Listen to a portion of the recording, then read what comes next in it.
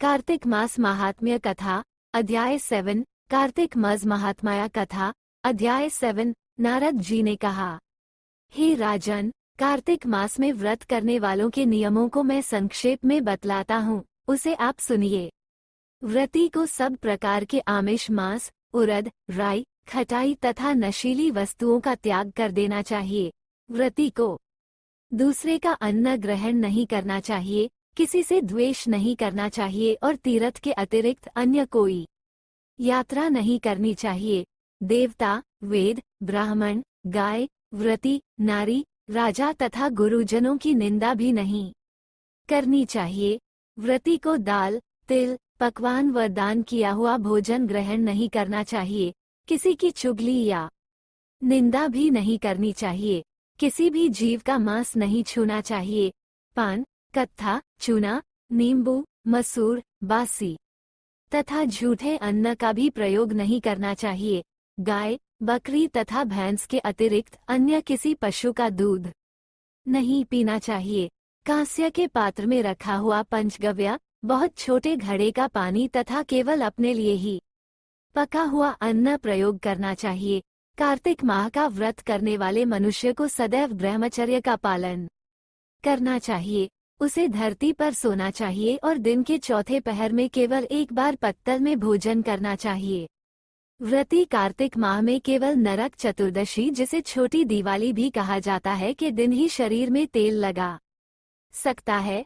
कार्तिक माह में व्रत करने वाले मनुष्य को सिंघाड़ा, प्याज, मट्ठा, गाजर, मूली, काशीफल, लौकी, तरबूज इन वस्तुओं का प्रयोग बिल्कुल नहीं करना चाहिए। रजस्वला, चांडाल, पापी, मलेच्छ, पतित, व्रतहीन, ब्राह्मणद्रोही और नास्तिकों से बातचीत नहीं करनी चाहिए।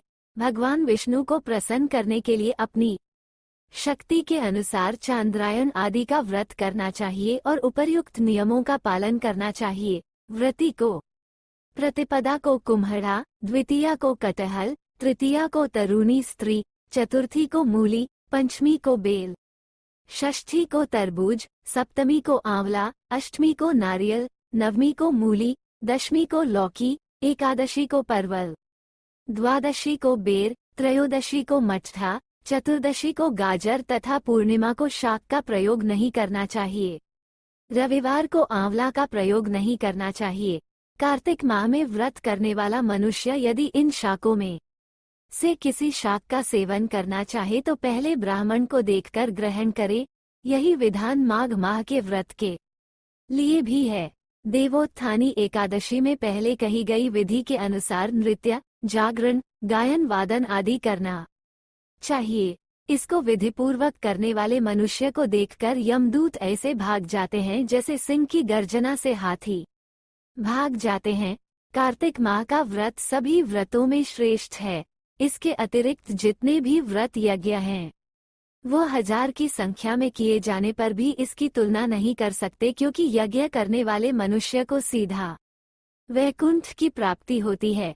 जिस प्रकार राजा की रक्षा उसके अंगरक्षक करते हैं, उसी प्रकार कार्तिक माह का व्रत करने वाले की रक्षा भगवान विष्णु की आज्ञा से इंद्रादि देवता करते हैं।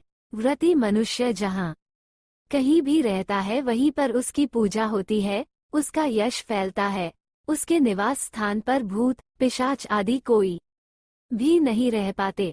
विधि पूर्वक कार्तिक माह का व्रत करने वाले मनुष्यों के पुण्यों का वर्णन करने में ब्रह्मा जी भी असमर्थ हैं। यह व्रत सभी पापों को नष्ट करने वाला, पुत्र पौत्र प्रदान करने वाला और धन धान्य की वृद्धि करने वाला है।